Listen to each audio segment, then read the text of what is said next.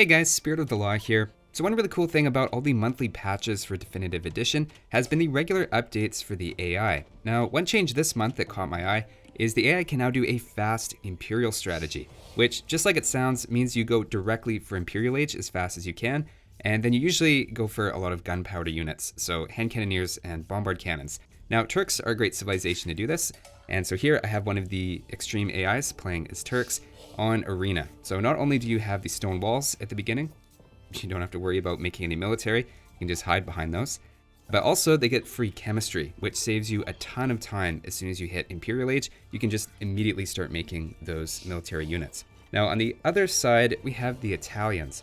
Italians can also do a fast Imperial strategy because they advance cheaper, and obviously the biggest cost as you're trying to do a fast Imperial is all of these different advance costs that you have one after the other in quick succession.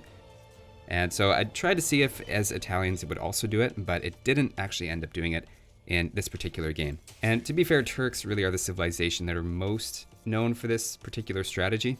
So other civilizations you could do is Byzantines because of their cheaper advance to Imperial. And also the Malay I think could be interesting because of their faster advances. Though you will see people try it with other civilizations every now and then. So here we can see pretty standard starts going 7 on sheep. That's a little weird. Yeah, I'm not sure how much is scripted. I kind of want to talk to Promi at some point about it. I have just briefly asked him about it, and he said, yeah, Turks on Arena should do it quite a bit. And there is also a code that you can put in that will make your ally try to fast Imperial. And so in this game, I kind of want to show you not only what it's doing well, but also some common traps that it falls into that I think a lot of players online, certainly around my rating and lower, will often fall into. It does what I think is actually the #1 pitfall when trying to do the strategy, actually. And of course, AI luring boar, it's at the point, I don't even know, if I was watching this online, I wouldn't guess this is an AI at all. It just seems like, I don't know, a 1000 rated player, maybe a little bit lower. I'd actually be really curious to know if somebody could script it so that it would actually play online and see what kind of ELO rating it gets. It does scout a little weird. You can see that it scouted its base and then went directly across the map, and it's just hanging out, kind of bugging out. And actually the red scout, that's pretty sweet how it'll push deer. And it's also going to do the same thing and just send its scout across the map and just bump into the trees. Seems to be a new bug that it does on arena maps as of the last patch, because I haven't seen it before that. I don't know, it's kind of funny. All right, so it's got a lot on food. One thing that I think AI does mess up on quite a bit is, so we have 15 on food right now, plus 1 turkey here. So we have 15 on food, and we have 3 on, or 4 on wood. And it's even managed to trap one of them in there. And so we're double lumbering camp this one area, and it's not enough on wood. And so what happens is it uses up all the food, and now it's gotta go everything on berries. And this is a pretty persistent problem with the AI over time, simply because, I mean, it makes sense. It says, oh, I've run out of food, I need to find new food source, I have no wood, because it only put 3 on wood at the beginning. So it can't really make farms, so it's just, 10 on berries, and of course a couple on deer here. And scouts are still just bugging out. I'm not sure if that's just an arena bug, or what's up. Now I'll show you this as well. Okay, so right away, we can see that the red AIs, the Italians, are going up with 22 villagers. This is a very aggressive sort of time to go up, like you're going to go into scouts or something like that, and not typically what you would see on a map where you're already walled and you're probably better off just fast castling. It's very obviously not going to go for feudal aggression, and so I think it's going up too early. And we see the same thing with the AI that is actually doing the fast Imperial, is it's going up with 26 villagers. Now 26 villagers is a little late for feudal aggression, but it's kind of right in there if you're going to do a fast castle, but kind of a tight fast castle. And I don't like it. I think it should be going for more like 30 villagers. And so I know a lot of people online, they get this idea, new players, obviously I'm talking about, that going up faster is better. And so if you can go up with 26 villagers, that's always going to be better than going up with 28. And the fast Imperial is a little different. It really shows that that's not always the case. When you hit Castle Age, you need to put down 2 buildings, and one of them's probably not going to be a castle. And you also need a ton of gold, and so you need a lot more than you normally do. And you're also you have to think about when you hit Imperial Age, you need enough of an economy that you can do something with that. And so having a little bit longer Dark Age is actually a good thing. I like to think of it as if you guys drive standard on a car, you really don't want to just go through the gears as quickly as possible. You find you have a really hard time getting traction. You're just going to stall the engine out. Obviously, I'm not encouraging street racing here or anything, but the point is the best way to accelerate isn't actually to go through the gears as quickly as possible at low RPM. I think a very similar thing applies to Age of Empires, where you can stall your economy a bit by trying to go up too early, and so a couple extra villagers can sometimes make a big difference down the road. So it is going up to castle. You can do a fast castle, obviously, with that number. The castle age is going to be pretty good. It's going to be a pretty good time, and I really like that it's going on gold because it needs 800 gold as soon as it wants to click up to Imperial. So that part so far is pretty great, and it's funny that red went up with 22 villagers and is not even going to beat teal to the next age. So you can kind of see what I mean right there, that going up with 22 villagers, you're actually reaching castle age slower than someone who went up with 27. I think that comes back to the same thing. You can see that it's still going extremely heavily on stone, so it's very obviously thinking fast castle into dropping an actual castle, which is interesting as Italians. Kind of makes sense. I mean, if you've got the stone walls already, there's no point in going out and trying to do any sort of aggression here, because the AI would not find a way to break in with feudal units. And anyway, so here we go. I kind of want to show you what happens next. So we are coming up with 29 villagers. That is a solid fast castle, coming in just after 16 minutes. Very competent fast castle. Certainly above average fast castle, if you could consistently do this, what it's done so far. And now we kind of stall out because it's got almost no wood. It's trying to make all the farms for the food, and it's got no wood. It needs to put down 2 different buildings, and it isn't really close to the gold. I mean, we do have 5 on gold here and this 1 gold miner out here, which is a little inefficient. And coming down with a monastery, obviously you want a monastery and probably a siege workshop, and also the siege workshop should be going up near the front. And you would also want, of course, archery ranges so that you can make hand cannoneers. But so far this isn't terrible. In fact, it's actually pretty good. I don't mean to sound negative about it at all. It's amazing that you can get an AI to play this well. But it's still short on wood. We're still short on gold. We've only got 10 farmers, and we're still, like, you need 1,000 food, right?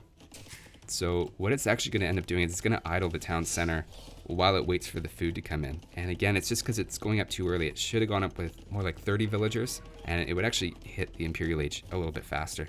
So generally the times you want to go for it's very difficult. I'm going to say borderline impossible, certainly for the average player, to beat 20 minutes Imperial with anything remotely usable.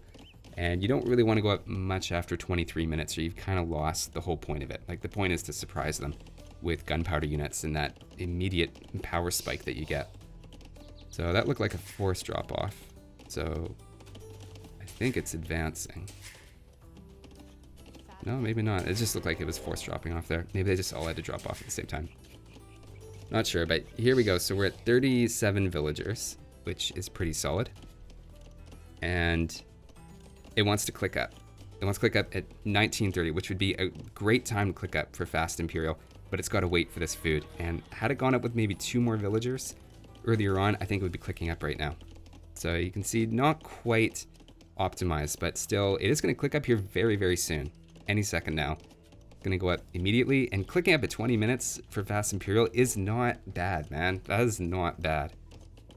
Now the question is, what is it going to do when it gets there? So it's got to put down a barracks. It needs to put down some archery ranges. Building houses, which I don't know is necessarily a priority right now. We've got to get a barracks and a couple of archery ranges down. You can see here the Italians' fast castle, again, didn't really do anything with that. So Turk players getting away with this a little bit right now. Although most people you encounter online, at least in mid to lower elos, are just going to fast castle on this map, and they wouldn't really be attacking you by 20 minutes. So that's why it can be so powerful, is they're just sitting at home booming. They have no military. Lots of them won't even have a castle up at this point when you hit them at like 25 minutes or something. And so let's just zoom ahead here, and we'll see at what time they actually get. So anything between like 21, 23 minutes is pretty good, I think. Anything under 25, I think, is reasonable. All right, so we hit Imperial 23 and a half minutes. That is pretty good. I was impressed to see that. That's not the fastest possible, but especially considering how early it went up to Castle Age and how not ideal that was. It's done a good job. It's even collecting relics now and stuff, which is exactly what you want to do on Arena. And so making hand cannoneers, I love that. It's programmed to do exactly the unit it should. It's gone double archery range. I would prefer to see those up near the front so you can get them out faster, because everything's about speed here. But again, pretty impressive. I wish it was making a bombard cannon right away, because you want a bombard cannon to obviously break down their walls. And this castle's well placed. I have to say, that's actually really... That's tricky, because you wouldn't necessarily expect that. I guess maybe Teal did see that. That's interesting. So you want to go around that, obviously. Don't really want to... I guess you could take down the castle, and then you would prioritize things like town centers. You prioritize things like military buildings. I guess you could house them if you really wanted to. Oh, taking out the market would be good. Lots of nice, juicy targets when you break in with a few bombard cannons. So a reason market would be good is when you're disrupting their eco, the first thing you're going to want to do is rebalance, and you prevent them from being able to do that. And it looks like a little foot race for these relics. That's why you want to send your scout over to defend the ones that you're actively going for, and you might get lucky and even pick off a monk as they're doing that. Okay, so we're now hitting 26 minutes. Again, we don't even have a bombard cannon yet. We have a ton of hand cannoneers. I'd like to see these hand cannoneers going out. This is getting a little late, I think. Like, right now, if you're hitting, this is maybe still okay, because red's probably still booming, might not have military yet, does not have an economy or military buildings set up, floating enough resources to suddenly throw out an army, but you gotta do it pretty soon. And it's being a bit too passive, finally coming out with a bombard cannon. Again, I think a little late. So the window was there, it actually hit at a good time, not quite as fast as it could have, but still at a good time. And it is pushing out now. And I just like to see it get out like 2 minutes earlier, just be a little bit more all in. Of course, you might wonder why not make hussars as well here, and you totally could, to fight off any skirmishers, but you gotta be a little careful with that with Italians in this case, because they have the castle. They're making some Genoese crossbows, which are gonna rip your hussars to shreds, even if you're Imperial and they're in Castle Age, because you're not gonna have all the techs for your hussar anyway at this point. It might be good to actually pick up the armor upgrade though, if you're floating enough food. And you'll notice it's still on one town center here. Yeah, only one town center, which again is exactly what you want to do, because the whole point is to capitalize on this. So if you then just try to turn it into a boom, you might as well have just fast castled, right? And finding a way around, managing to actually avoid the castle, which is nice, and almost sneaking in there. That would have been pretty bad if these units... And one thing you can do is leave one unit in the actual gatehouse so that it can't close, and then all your other units come in. And these hand cannoneers, in terms of numbers, it might not look that overwhelming, but we're talking about 44 HP, so Turks have more HP, 17 attacks, 7 range. So these have 8 attacks, 6 range. So you have more range, same amount of HP, way more attack, more than double the attack. Like, this isn't even close. These hand cannoneers should be crushing this right now. And we have the bombard cannon coming forward, perfect. Yeah, monks probably not going to do well. Unless the scout cavalry runs away, it can maybe get that. Nope, he's going to chase after and get shot. Yeah, unfortunately losing some units here. And you got to be careful, you can't lose these units. But I love the pressure. I'm just thinking at 30 minutes, it's a little bit too late for this to come in. I think a real player here would do a little bit better, because they would take the bombard cannon and focus down the castle, putting a ton of pressure on red. But again, there is a lot of pressure in red, but you can see that economy, and what's the difference in villagers? So almost double the villagers for red, because red's been on 3 town centers. Like, that's what happens, is you've got villagers constantly coming out. Also hasn't advanced to Imperial Age, which stalls your town center for almost 3 minutes. And you can see that if you can't capitalize on it right away, it falls apart really fast. And this I like, so we're actually using the bombard cannon to focus that down. But where's the army? Yeah, pulling back now. We've got 7 hand cannoneers there, and I don't know why the AI does this. So it's going for this gold. It's got a gold right there. It's got gold right there. It's got gold right there. It's like, nope, I want that one. And it's probably going to stream the odd unit that's just going to get picked off. Whoops. It's actually not as bad at that as it used to be. It has definitely improved in terms of how aggressively it'll go across the map. But as you can see, it will still do that. And this is actually good that that gets denied. If red destroys that, then teal won't just keep streaming units across the map. Yeah, at this point, it starts to get a little dangerous as teal. Like, you know, you don't look that far behind, but again, go back to the villagers. Your economy is so far behind. And not even managing a positive kill to death ratio. Yeah, so this isn't going to go super well without a change in strategy. I'm trying to think, like, what do you even do at this point? It's really hard. I guess you have to throw in some more town centers because the push didn't work. You know, you didn't break in, you didn't take out his economy. He's way ahead. You have to, I guess, just start thinking about late game because, you know, what else are you going to do? Just keep throwing units away at them? So, yeah, tough situation. I think we've all been there where we kind of did a push and then... Oh, actually, that was nice. Sniping that castle without... Yeah, actually, that's pretty good. This is kind of turning around. But yeah, like I said, I think we've all been in that position where you do a push, doesn't really work, didn't really do any damage, and the other guy's way ahead in economy. And you can either just keep trying to be aggressive and kind of fizzle out, or you can try to go into a more booming defensive sort of game from there. But really tough. You're definitely fighting uphill. I'm not sure why red's building so much on the front. I mean, it's actually working well because it's going to distract all of teal's units. And the AI's so try-hard, man. It sends these villagers forward to try to get the maximum value and repair them. I love it. But yeah, this is tough. And we now have another castle coming up on the front for red.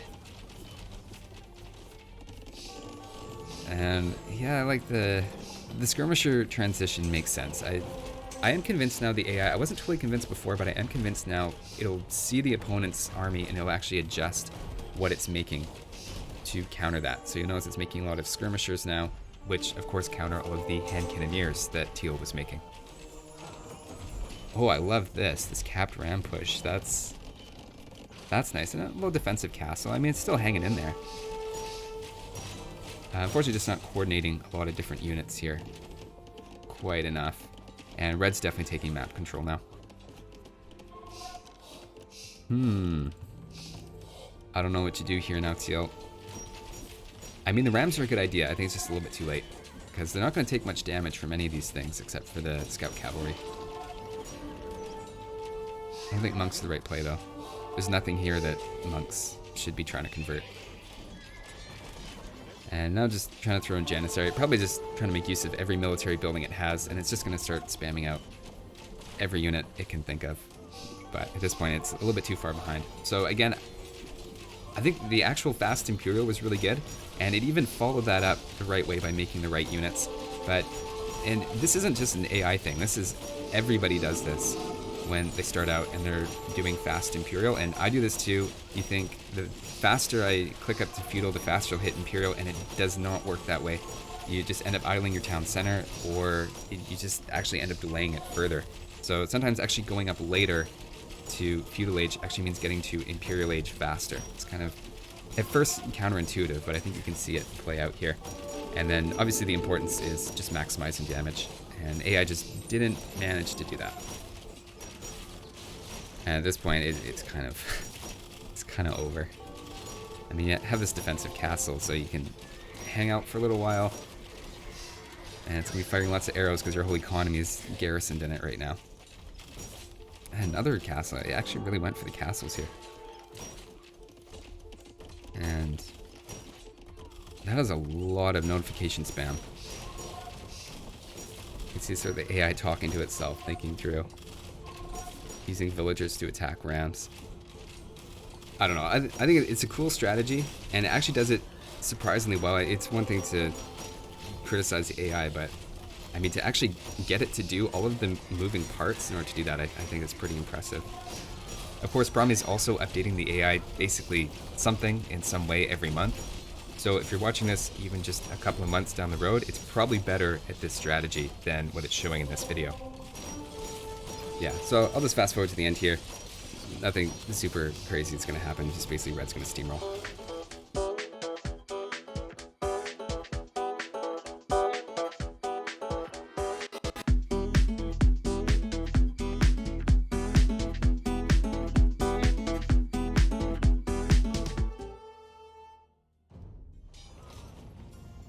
Yeah, I think you can kind of see where that one was going. I think as soon as Teal pulled back all of the hand cannoneers, oh, that's funny, they actually deleted all his walls. Just figured he didn't need it anymore, I guess. Yeah, once he pulled back the hand cannoneers that were out here trying to get in through that gate, is kind of over. Because Red had double the villagers at that point. And again, if you can't leverage the fact that you're an Imperial to do a ton of damage, then it's really hard to win after that. Yeah, not that we expect Fast Imperial to actually be an incredible strategy. It's sort of more of like a surprise tactic where they're lulled into booming on 3 or 4 town centers, and then just suddenly you hit Imperial and they've got 2-3 minutes to react before you're, destroying their walls with battering rams or, bombard cannons, and you've got hand cannoneers, and they just don't have time to get their barracks and get their skirmishers out and whatever else. So yeah, you can see the huge difference in economy. It's crazy. And again, that's a decent Imperial time, man. I think if you go with like 30 villagers, it's very possible to do 22 minutes. You could probably go a little faster if you're using the market to sell your initial stone.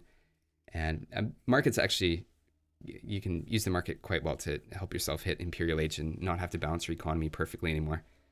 But you can just see these castle times are really good. Very competitive. And I just feel like with Red, that advance was a little bit too quick though. I think could have lowered this by actually increasing that feudal time, which again is a little bit counterintuitive, but the more times you see it happen, the more sense it actually starts to make.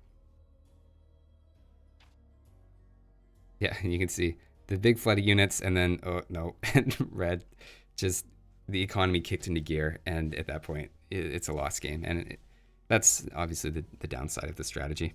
So anyway, I just wanted to show you guys that game. It's a really cool strategy. I really like that they're including all these scripted strategies where they are actually following real build orders pretty closely and getting some pretty decent results, certainly compared to the old AIs. And this is also without cheating, like it's not getting extra resources. But that's going to be all for this one.